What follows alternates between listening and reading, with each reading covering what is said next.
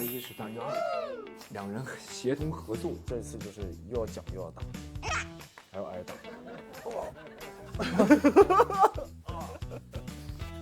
也是为了隐藏自己听风卫首领的这个身份。你既有文的一些推理、深度推理和深度一个解析，也有武力值的，就是各种打戏。抖音的鬼迷大家好，我来探班《天都异闻录》啦，请两位主演介绍一下自己和在片中的角色吧。Hello， 抖音的小伙伴们，大家好，我是徐凯，然后在《天都异闻录》中饰演的是机智勇猛的史无勇猛，机智勇猛。Hello， 各位抖音的朋友们，大家好，我是魏哲明，在《天都异闻录》里饰演的是听风卫的首领苏雪龙。两位在探案小队中谁是队长，然后分别的担当是什么？队长是你啊？我们没有队长一说，在我们这个小分队里面，就是能力强的两个人是相辅相成的，所以他们两个人在各自的领域都能带领这个团队。我有一种能力，就是比较容易过目不忘。那么我会更多的能够像沉浸式移到凶杀现场啊，或者什么，我能够见到大概像福尔摩斯那种感觉，就是画面会有穿插，看到当时是现场是怎么样行凶的，我可以去根据这个推理，对，然后我再跟苏雪楼我们一起分析。后期可以给你 P 的，这有好多的那种数字什么的。电波什么的。对对对。苏雪楼好像应该算是武力担当。然后还有这种下达命令，应该是我们俩在断案的过程当中给予对方一些这个新的想法。他比如说在这个看到现场有一个证物的情况下，就好像似乎能穿越到当时发生的那个情况。当他把这些片段都汇合起来了以后，对于苏雪楼来讲，他可能更多的是善于调动所有的资源，再去把犯人给抓到。类似于这种设定啊，就是工藤新一和木木警官啊，有点这个意思。如果互换身份一天，你们最想变成谁？然后最不想变成谁？我最想变成谁啊？怎么角色？在剧里，我还挺想尝试一下属灵的，因为对于他来讲，这个他都能跟听风卫的兄弟们打成一片，就是这种属于比较义啊，比较外放，比较热情。对于苏小楼来讲，整个剧里他比较冷。比较冷面，虽然他跟兄弟们之间的关系很好，但好像也不是说就是特别的能打闹到一起，所以有时候我会默默的看着他们，就是好像似乎打成热火朝天的一派，啊，虽然我内心感觉到很温暖，但是也挺想融入进去的。我的理由就简单很多了，我最不想成为的就是苏雪楼，因为打戏有点多，太多了，打戏有点多，就我已经就是他的打戏非常多。所以不想成为他。因为我们这个是预告的视频嘛，然后大家已经对咱们的角色有了一个基本的了解了。那我们再深入的说的话，就这两个角色，你们觉得他的邪修魅力点是什么？用3个词或者短语来形容。魅力点，我觉得史无明他就是善于推理，还有他的逻辑性非常强。像我刚刚说的，他有他的沉浸式他思维世界和一个视觉世界，对，是这样。我俩角色都是小王者，好嘛，天天一起打，天天都是在打，一起打，一起分析，最后就变成了互补，互相帮助。如果我们《天都异闻录》是一个武侠手游，那你们觉得各自的技能大招会是什么？这就像时光倒流一样，就是重塑时光，就像艾克，像那种。就回去，然后再看清当时艾克再回来。对，艾克可以分明是吗？放大了，就是那种技能，就是各种能够穿回去，再回来就知道了当时发生了什么。时光回溯。对。月楼应该是什么？亢龙不悔是这个洗衣机旋转，对，戏里打戏会有很多这个叫威亚式公转自转，一直在旋转。能不能现场来不了的，这必须得借助于威亚。它是有个威亚和一个，你可以理解为像滚筒洗衣机一样。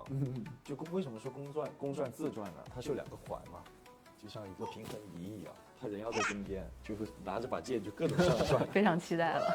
对，在扮演史无明和苏雪楼的时候，你们在哪个瞬间是爽到的？推理和探案的时候，分析的时候，我是很享受的。我是在打的过程中体会到了这个，就是打戏虽然不易，但是呈现出来的效果一定是很好的。真的假的？所以其实打的时候会有那种感觉，虽然很累啊，但是当你一旦这个镜头做成功了，全场包括像我们俩那次，就是那个长镜头的那个打前段时间，对吧？大家爆发出来的掌声，其实能让你感觉有那种成就感。码住了，非常期待。下一个问题就是比较尖锐了，就是你们觉得这两个角色谁的综合能力更强？其实两个人都强，那么我觉得我肯定会觉得史无名强，因为首先史无名他更圆滑一点，他更容易生存下去，他知道该什么，就是怎么去缓解一些危机，用他的一个能说会道也好啊，或者用他的一些小，你像我们说野路子啊，或者说有些小机灵，他是比较圆滑。那苏雪楼我觉得是比较直给的，没错。所以我觉得是史无名。我觉得综合能力的话，1+1是大于2的，两人协同合作才能把那种综合的战力达到最大化。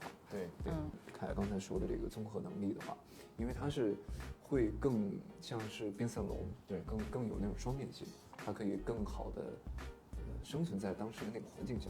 那对于苏雪楼而言，虽然他也有双面的身份，但是他毕竟是一个更矮的人，而且位置不同。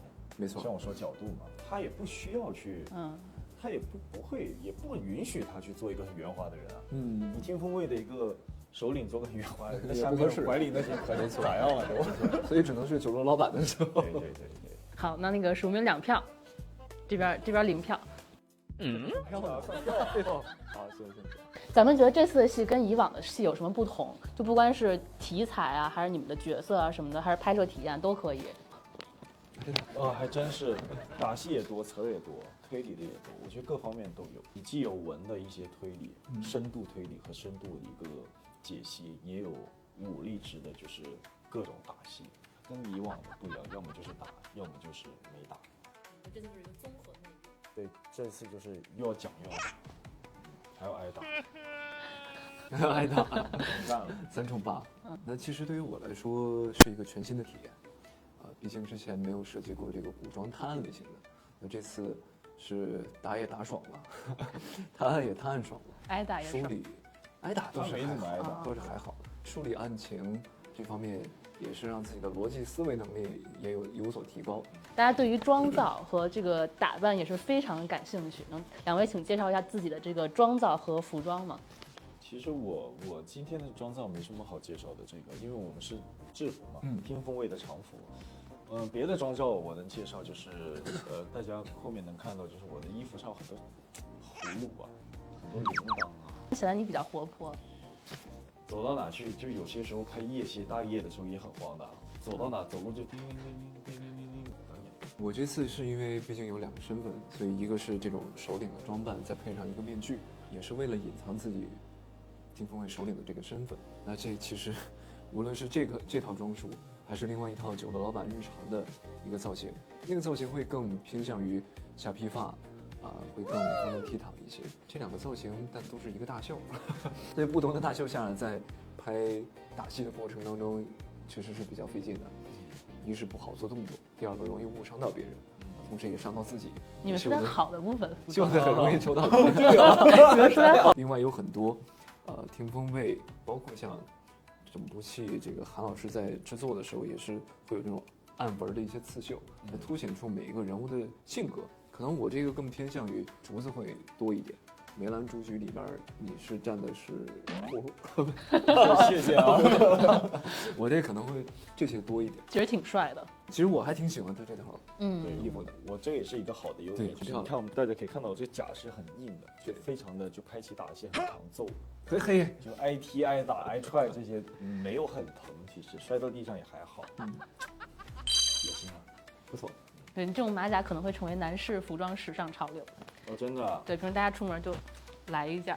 还有这不觉得很像高领毛衣的那个领子？对，这个小兜也对，叫饭兜，饭兜黑，很可爱，我觉得。然后大家还感兴趣一个点就是，如果你们一起穿越到了现代，会做什么工作呢？要么就是一个侦探，要么就是一个卧底。那我觉得这2个都非常适合这个史无名的性格。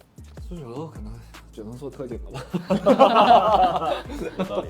对，放在当下的这个环境里，或者是自己做个副业，再开一饭店。就是剧戏中的那个角色还是有一个强的联动。有的，对。我们可不可以饰演一个剧中你们角色的标志性动作，或者是标志性的一个对白，要给我们的观众留下一个悬念？当然，我们可以在剧中去找。我太多了。还有那个，小心啊，小心啊，各种在那里，对，对，然后你再饰演一个就是你春风得意的一面，来找补一下。我好也很好像我只有，知道为什么吗？因为是甩棍，我的武器它是一个伸缩棍，对，只有这么长，这么长哦。整部剧的人武器都恨不得2米以上，我的这么短哦，唰，就各种甩棍，然后打。导演也是给我们设计了一个出剑的方式，这个方式就类似于，如果这个是一个剑柄的话，剑柄拿起来有一个翻转，接到拔剑，基本上要开打的时候就会有一个这个标志性的动作，这应该算苏小楼的一个。然后你就是比如说拔完剑之后，你有没有一个就是一个设计的表情？设计的表情，对，就是你拔完剑的时候就是一个表情。就是不这打之前不能为了帅而帅啊，对，一般开打了以后。因为你投入到那个环境里，自然就会肢体各方面就会显现出来那种英勇的一面。采访最后就是2位给就是我们的粉丝各说一个寄语吧。首先祝我这个抖音的小伙伴们身体健康，开开心心的。也是希望抖音观看到我们天都异闻录的朋友们继续能够支持我们这个剧啊。虽然大家现在是提前看到了我们那个采访，但是也是希望天都异闻录的正片里面能够有我们所有希望看到的场面。和所有希望看到的剧情，也是把所有最美好的祝福传给抖音的朋友们。对，希望大家能够多多关注，多多支持我们天都异闻录，谢谢大家。